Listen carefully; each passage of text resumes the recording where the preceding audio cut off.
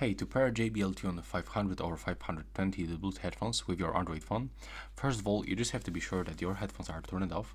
So you have to locate the power button and the indicator, and then click and hold on this power button and take a look for the behavior.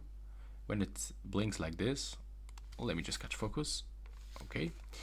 So when it blinks like this, it means that right now it's turned off. And then click and hold this power button to enter for the pairing mode.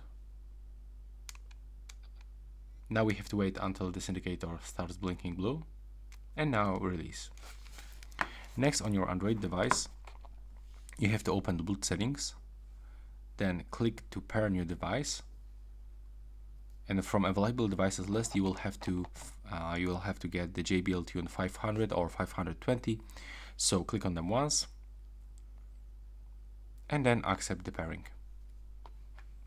And if you wonder if you can plug the JBL Tune 500 to the application, the answer is no, but the 520 you can actually connect to the JBL headphones application that you can download for free from the App Store if you are using the iOS devices, or Play Store if you are using Android.